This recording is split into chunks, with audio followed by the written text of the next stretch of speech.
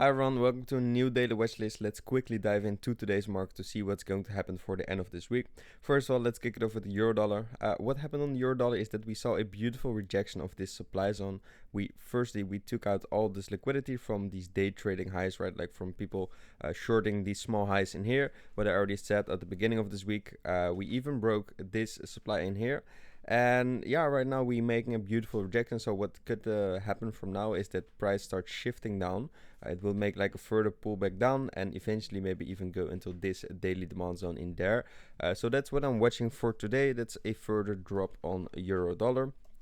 Now moving on to the DXY, and for the DXY it is making a small move up. So what happened right now is that we came out of this supply zone, we broke this demand zone, and we swiftly touched a newly created demand in here.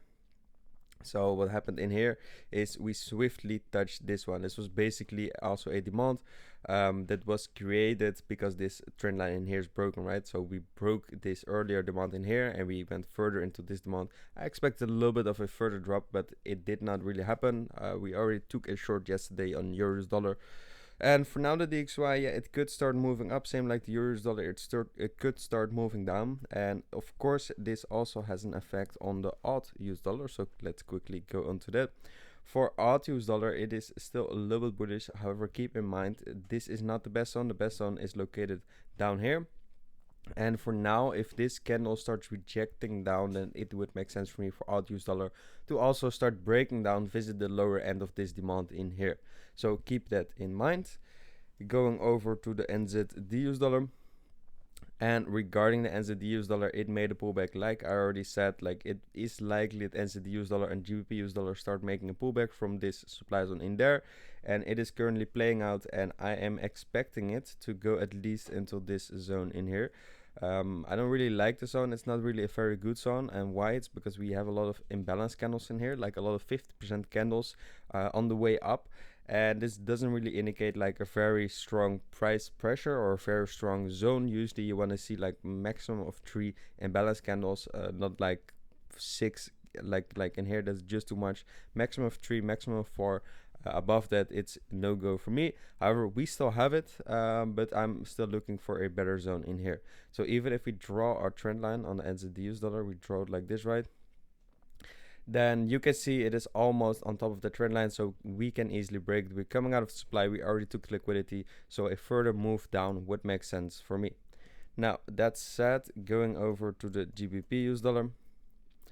And regarding the GBPUSD, exact same zone, we just came out of it and we are moving down right now.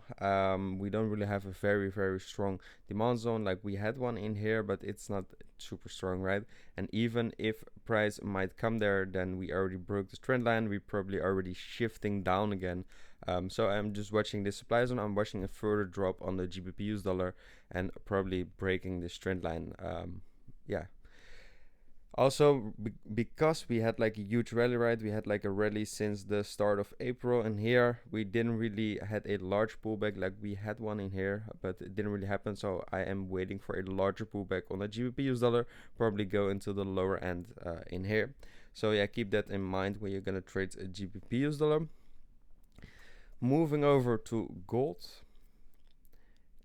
And regarding gold, it is moving up. So like I already said yesterday, it would be likely for us that we started moving up, that we were going to visit this middle range in here. Yesterday we had a minor drop after a huge rally. So if you look on the 15-minute chart, something like that, you could see a drop and immediately like a rally up. On the 4-hour, it looks just like a solid like one move, right? And I'm expecting it to go a little bit higher. It won't be easy if the dollar starts moving up, but I'm expecting it to go at least a little bit higher, like touch this this down line in here, like the lower line in here, and maybe make like a pullback from there. But for now, it is still stuck in the range, like expected, stuck in the range in May. We can visit here, but after that, I'm expecting it to go lower to visit this demand zone in there again. And that's it basically for gold. So yeah, moving over to the Bitcoin. And regarding the Bitcoin, it is also just stuck in the range. We had a move up after the drop. We came back into our range. If we take our range tool, so we have a range tool in here, right?